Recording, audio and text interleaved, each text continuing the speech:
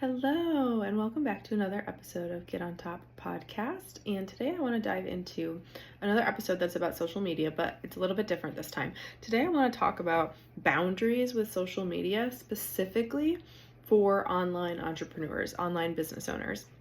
And the reason why boundaries are so important, if you're somebody who works pretty much exclusively online, is that without them, and you've probably experienced this, social media starts to feel like kind of a drag, right? It feels like a big chore, it's draining, you're not excited to get on it. Creating content starts to feel really overwhelming and like the last thing in the world that you want to do.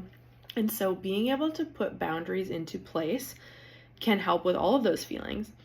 And then it can also really help with that concrete distinction between work and personal life. Because if you're anything like me, working from home online creates a lot of gray area around like when your workday stops and starts, who your colleagues are, what conversations are work conversations and which ones are not, and things like that. And so I'm going to go through 5 specific boundaries that I have for myself and my business that I would really encourage you to explore and play around with as well, because they've really helped me just feel so much more at ease with social media. And also, I definitely believe that these boundaries specifically have helped me actually start to enjoy being on social media for work, as opposed to feeling like it's like this thing I have to drag myself through the mud in order to get myself to do.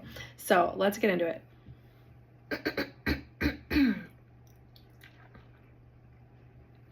Okay, number 1, no DM outreach that's business fueled from my phone. This is something that is a relatively new boundary for me, meaning the last, 2 months or so. But I have found that really trying to stick to only doing messaging outreach from my computer. And that has really, really helped me, because I'm no longer like making myself lunch and trying to multitask by DMing people on my phone, or like sitting on the couch watching a movie with my family, and then, I'll just meander on over to Instagram and check my messages and see if I have any new leads. No, none of that. It creates just too much gray area. And so this is number 1 for me. Number 2 is using quiet hours. So I use quiet hours on TikTok, Instagram, and on my actual iPhone settings for all of my social media apps. So I don't even get on social media within like the first 60 to 90 minutes upon waking up. There's plenty of research behind why I do that. If you're curious, feel free to DM me and I'll send you some articles. And I also really work hard to take frequent breaks throughout my day. So I do have quiet hours on my Instagram and TikTok for like lunch hour. So I think it's like 11:30 to 12:30 or something like that. So I'm just not getting notifications during those times. Again, that example that I gave earlier, like I'm someone who's very likely to try and multitask if I have the option available to me. And so I don't want to be like making lunch or sitting down and eating lunch and also like checking work messages, right? Like I want to have an actual break in my day. Number 3, taking a day per week or even 2 days per week where I'm off of socials entirely. Like I'm not even posting on my story. For me personally, this is something that has a really profound effect on my just mindset and perspective towards social media. It prevents burnout with social media 100%. And also it's important to me to keep some parts of my life private. I'm not someone who wants to share every detail of every day on my social media. I want to share enough so that people can get to know me and get to know, kind of how I operate. But there's some things that are just for me and my family. And so taking those days off where I'm not posting, I'm not sharing anything to my story, I'm not engaging with posts, I'm not sending DM messages or anything like that. Like I'm just totally, no contact with social media, I guess, on those days. Number 4, using the do not disturb feature on my phone. So I use this on my iPhone pretty frequently. This is something that I'll turn on while I'm in client calls. I have it on right now while I'm recording this, so that I'm just not even tempted all day long to go and check my social media, right? I get to be the one that decides when I'm going to open up those apps and check my messages and check my notifications. I don't want it to be a reaction to the notification. And again, I could go into a whole other tangent about like why that's so important to me.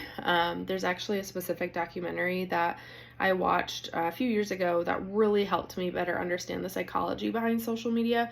I can't for the life of me remember the name of it right now, but when I edit this, I'll go and I'll add it at the end, and then I'll pop it in the show notes as well. And then lastly, I really try my best to not scroll on my business social media account. Like, I'm not just scrolling aimlessly for hours on end on that account. I have a personal Instagram account, I have a personal TikTok account, and those are the places where if I feel the need, I am spending my time scrolling, looking for all the funnies, all of that good stuff. But for my coaching account on Instagram, I try really, really hard not to just aimlessly scroll. It's not helpful. Again, it creates more blur between my personal time and my work time. If I'm not using Instagram and TikTok with a clear intention, then I'm trying not to be on them. Because I'm already on social media so much as it is, just by nature of what I do, that I don't want to give myself a reason to do it even more, if that makes sense. So those are my top 5 boundaries that I instill in myself, and I really encourage this of my clients as well. I would encourage it for you too, and I would love to hear from you as well. Like, if there are other boundaries that I might have missed that you incorporate into your business, and specifically around social media. And then also, if you try any of these, I would love to hear from you, directly. Do you feel like they were helpful? How did they support you, etc.? So with that, we're going to wrap up today's episode. Again, like I said, I'll plug that documentary in the show notes in case you're curious, and I hope you have a beautiful, wonderful, fantastic day.